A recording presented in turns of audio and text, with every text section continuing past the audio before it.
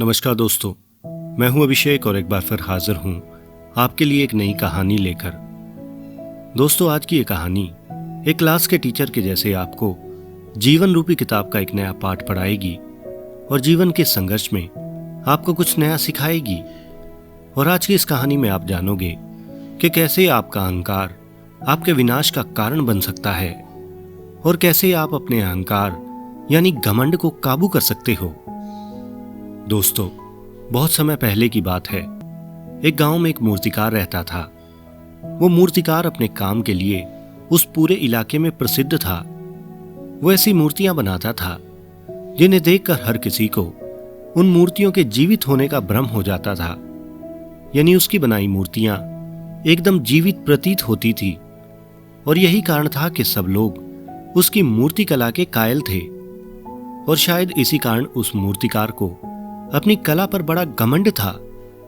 अब जन्म लिया है तो कभी न कभी इसका अंत भी होगा ही। अब क्योंकि वो मूर्तिकार बड़ा बीमार रहने लगा था, इसलिए वो जान चुका था कि अब उसकी मृत्यु किसी भी पल होने वाली है और वो ज्यादा समय तक जीवित नहीं रह पाएगा। अब अपनी मृत्यु के ख्याल से वो बड़ा परेशान रहने लगा। लेकिन तभी उसने खुद को बचाने और यमदूतों को भ्रमित करने के लिए एक योजना बनाई। अब मूर्तिकला में तो वो माहिर था ही, इसलिए उसने हूबहू अपने जैसे दिखने वाली कुछ मूर्तियां बनाई और खुद वो उन मूर्तियों के बीच जाकर बैठ गया। अब जब यमलोक से यमदूत उसे लेने आए तो एक जैसी मूर्तियों को देखकर वो हैरान रह गए। वो पहचान ही नहीं कर पा रहे थे कि उन मूर्तियों में से असली मनुष्य कौन है। वो सोचने लगे कि अब क्या किया जाए, क्योंकि अगर मूर्तिकार के प्राण नहीं ले सके तो सृष्टि का नियम टूट जाएगा और अगर सत्य की परख के लिए उन मूर्तियों को तोड़ा गया तो कला का अपमान हो जाएगा। अब तभी यमदूत को एक उपाय सूझा। अब उस यमदूत ने मूर्तियों को देखते हुए कहा कि कितनी सुंदर मूर्तियां बनी हैं, लेकिन इन मूर्तियों में एक त्रुटि है। काश मूर्तियां बनाने वाला मेरे सामने होता तो मैं उसे बताता कि आखिर मूर्तियां बनाने में क्या गलती हुई है। अब यमदूत के वचन सुनकर मूर्तिकार के अंदर का अहंकार जाग उठा। उसने सोचा कि मैंने अपना पूरा जीवन मूर्तियां बनाने में समर्पित कर दिया, तो भला मेरी मूर्तियों में ऐसी क्या गलती हो सकती है। और इस वजह से वो बोल उठा, कैसी त्रुटि, भला मैं कोई मूर्ति बनाऊं और उसमें कमी रह जाए, ऐसा तो कभी हो ही नहीं सकता। और उसके इतना कहते ही झट से यमदूत ने उसे पकड़ लिया और कहा कि बस तुम यही गलती तो कर गए कि तुम अपनी इन मूर्तियों में अपने जैसा अहंकार नहीं भर सके, वरना तुम्हारे जैसे आज ये मूर्तियां भी बोल पड़ती। और ये कहकर वो जोर जोर से हंसने लगा। तो दोस्तों, आज की ये कहानी हमारे जीवन का एक बड़ा महत्वपूर्ण संदेश देती है कि कभी कभी अपने जीवन में हम कुछ ऐसा प्राप्त कर लेते हैं जो किसी अन्य के लिए प्राप्त करना बड़ा मुश्किल होता है। अब चाहे वो कोई कला हो, कोई धन हो या कोई बड़ा ओहदा।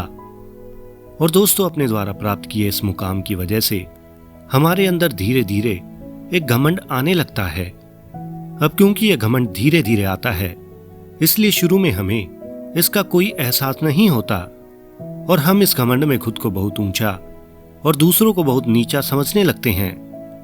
और हद तो तब हो जाती है जब इस घमंड में हम भगवान को भी भूल जाते हैं।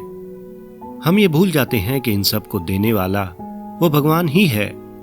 और अपने इसी अहंकार के कारण हम धीरे धीरे मुसीबतों में पड़ने लगते हैं और एक दिन हमारा इस घमंड यानी अहंकार का हमें भारी मूल्य चुकाना पड़ता है, जैसे ऊपर कहानी में उस मूर्तिकार के साथ हुआ।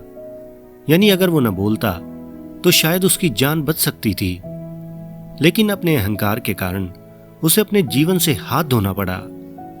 इसलिए दोस्तों, इस बात की गहराई को समझो कि इतिहास साक्षी है कि अहंकार ने हमेशा इंसान को परेशानी और दुख के सिवा कुछ नहीं दिया। इसलिए उस ईश्वर ने आपको कोई अच्छा वरदान दिया है तो उसके पीछे कोई न कोई उद्देश्य होता ही है। इसलिए उसके ऊपर घमंड करने की बजाय अपने से कमजोर लोगों की मदद करो और उन्हें भी कुछ न कुछ प्राप्त करने के लिए प्रेरित करो। और ऐसा करने से आपके अपने मन को एक ऐसी सच्ची शांति प्राप्त होगी जिसे पाने के लिए बड़े से बड़ा धनी व्यक्ति भी तरसता रहता है। और दोस्तों, इसके साथ ही ऐसा करने से आप उस मूर्तिकार के जैसे अनेकों व्यर्थ की चिंताओं से मुक्त हो जाओगे, जिसकी वजह से आप अपना पूरा ध्यान अपने जीवन में और भी अधिक सफलता प्राप्त करने में लगा सकोगे। तो दोस्तों, आशा करता हूं कि आपने आज की इस कहानी से कुछ न कुछ जरूर सीखा होगा। अगर ये वीडियो आपको अच्छी लगी हो तो वीडियो को लाइक और चैनल को सब्सक्राइब करके बेल आइकन को जरूर दबाएं। और अगर आप चाहते हो कि YouTube इस वीडियो को अन्य लोगों तक भी पहुंचाए, तो इस वीडियो को अपने दोस्तों के साथ शेयर जरूर करें, क्योंकि YouTube इस वीडियो को आपके लाइक और कमेंट देखकर ही पहुंचाएगा। वीडियो को लेकर ही आपने किसी विचार को मुझ तक पहुंचाने के लिए कमेंट बॉक्स में कमेंट जरूर करें। मैं आपके हर सवाल का जवाब देने की पूरी कोशिश करूंगा। तो मस्त रहें, स्वस्थ रहें और देखते रहें माय स्टोरी स्टेशन की नई नई वीडियोस। धन्यवाद।